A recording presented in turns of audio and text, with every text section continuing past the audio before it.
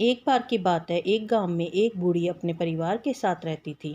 बूढ़ी माँ भगवान विष्णु का बहुत बड़ी भक्त थी। वह सदैव श्रद्धा के साथ एकादशी का व्रत का पालन करती और कथा सुनती थी। लेकिन बूढ़ी माँ ने व्रत करते समय ना कभी गणेश जी की कथा सुनी थी और ना कभी बोली थी।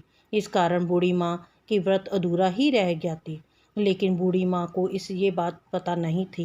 बूढ़ी माँ सोचती थी कि वह संपूर्ण व्रत पालन कर चुकी है। इस व्रत पालन के पुण्य परिणाम स्वरूप उसे बैकुंठ लोक की प्राप्ति मिलेगी। जब बूढ़ी माँ मर गई तब उसे लेने के लिए यमलोक से यमदूत आया। ये देखकर बूढ़ी माँ बहुत डर गई। वह कहा, मैंने तो जीवन भर सिर्फ भगवान विष्णु का पूजा किया है, श्रद्धा के साथ एकादशी का व्रत का पालन किया है, एकादशी व्रत की कथा सुनी है और ग्यारस माता की कथा सुनी है। इसी पुण्य के फलस्वरूप मुझे ले जाने के लिए बैकुंठ लोक में विमान आना चाहिए। मैं तुम्हारे साथ नहीं जाना चाहती। ये कहकर बूढ़ी माँ रोने लगी और वह भगवान विष्णु का स्मरण करने लगी। भगवान विष्णु गरुड़ में सवार होकर वहां पर प्रकट हुए और कहा, बूढ़ी माँ, आपने हमेशा एकादशी का व्रत श्रद्धा के साथ आदरपूर्वक किया है, लेकिन आपने व्रत करते समय गणेश जी की कथा नहीं सुनी, इसलिए आपका व्रत अधूरा ही रह गया। बूढ़ी माँ भगवान विष्णु से जीवन दान मांगी ताकि वह एकादशी व्रत का ठीक से पालन कर सके और गणेश जी की कथा सुन सके, जिससे वह एकादशी का व्रत का संपूर्ण पुण्य प्राप्त कर सके। ये बात सुनकर भगवान विष्णु ने बूढ़ी माता को 2 साल के लिए जीवन दान दिया।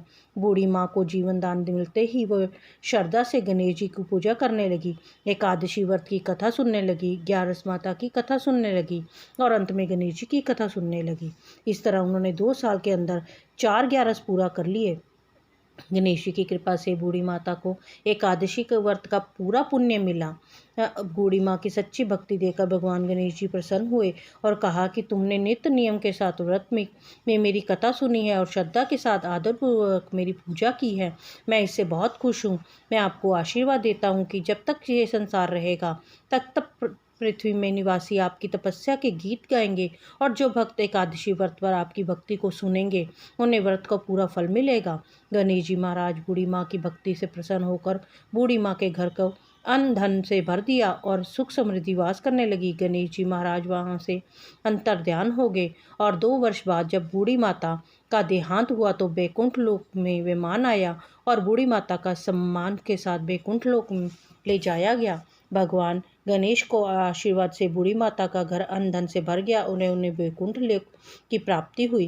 हे भगवान गणेश, जिस तरह आपने बूढ़ी माँ पर अपनी कृपा बरसाई है, उसी तरह एकादशी व्रत का पालन करने वाले सभी भक्तों को आप आशीर्वाद दीजिए और उनके घर को सुख समृद्धि से भर दीजिए। बोलो गणेश जी महाराज की जय।